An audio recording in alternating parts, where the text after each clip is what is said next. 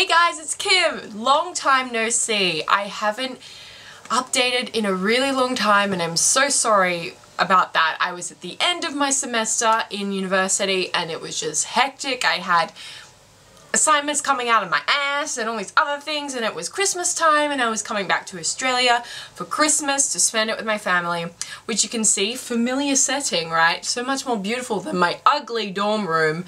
But I am back in Australia for Christmas and I thought I would do a review for you guys on Christmas Eve. It is Christmas Eve here in Australia and I'm going to be doing a review on Superman Earth 1, Volume 1 and Volume 2.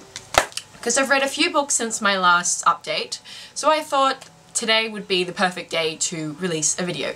But firstly, I want to say Merry Christmas to everybody. I hope you have an amazing Christmas tomorrow and a very happy New Year.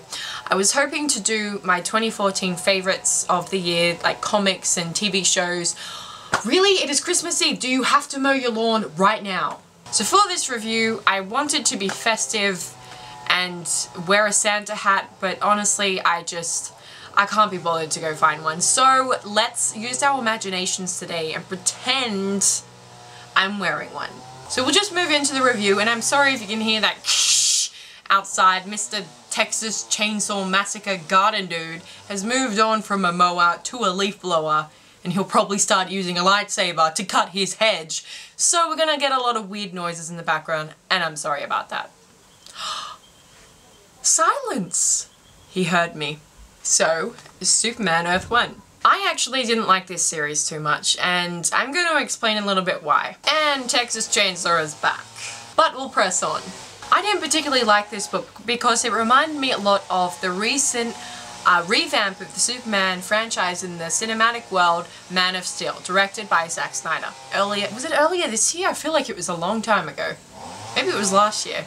I can't remember this year or last year, but it very much reminded me of that film. So if someone told me that the Man of Steel film or Zack Snyder based his movie on the Straczynski universe, I would believe him, because they have a very similar sort of grading and atmosphere to the storyline and the characters that's not very fun and happy. It's sort of depressing and very moody. So, and that's not particularly something I like to see in a Superman universe. To me, that's more of a Batman thing. And though that might be a fun and unique way to adapt and start a new universe in terms of a different sort of comic, I think that that sort of atmosphere is really reserved for Batman and his series. And if you start moving it into the other comics, then it really doesn't have its own voice. And that's what I felt this Superman series didn't really have. So I felt like it was trying to copy Batman's atmosphere, and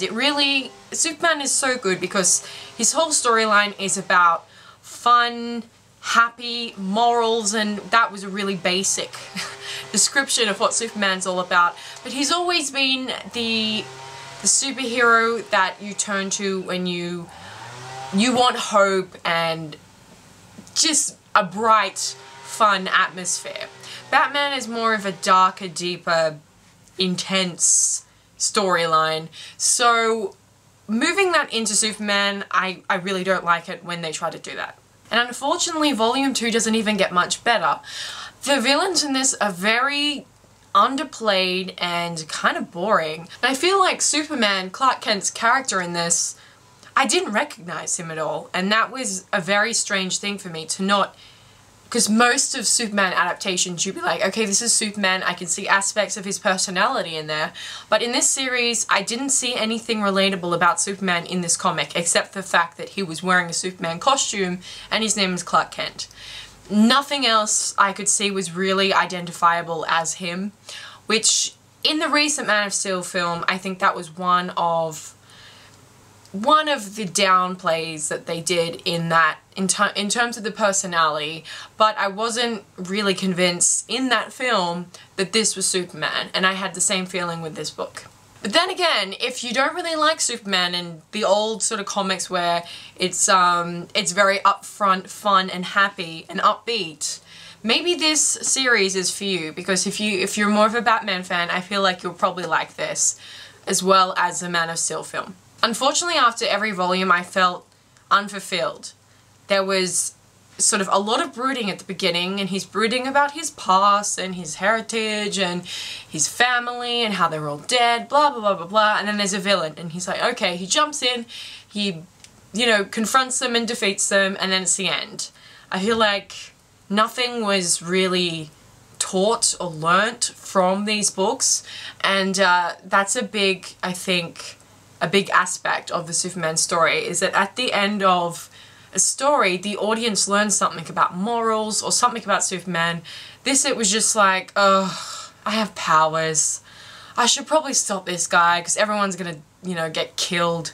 All right, I'll take time out of my personal schedule to finish this villain. That's how I felt in these books, and after the end of Volume 2, I wasn't aware that there was going to be any more books after this, and I thought, well, that's a bit of a lame ending. But I just found out that a Volume 3 is going to be released. I'm not sure if Straczynski is going to continue after that, but I am enjoying his Spider-Man series, so it's kind of weird, I think, that he did this Superman series, because I think it feels, to me it feels like it's not the right superhero for him to take on, if that makes sense. Overall, as I said before, if you do like Batman, this is probably a series that you will enjoy. I gave Volume 1 3 stars and Volume 2 was 2 stars, so I felt like it got worse as the volumes went on, but that's just my personal opinion. If you did like the darker, grittier side of Superman, this is probably a good book for you to try. So that's it for the review today, guys. I'm trying to keep them relatively spoiler-free, and I'm not going into the storyline and sort of, you know, revealing anything, so people can still watch the review and not be spoiled by what happens in it. I mean, not that a lot happens in it and you can really be spoiled by it, because I didn't feel like they really did much for the universe. I didn't particularly like it, but I will be picking up Volume 3 when it comes out, just to see if it gets any better, and if he has in fact improved on trying to develop Superman as a personality that I can recognize, and the storyline where it actually teaches me something. Thank you so much for watching today, guys, and I will see you very soon. Watch out for my New Year's Eve video. I'll be trying to release it for my 2014 favourites of the year, and I will see you in 2015 after that. Thank you for watching. Bye bye.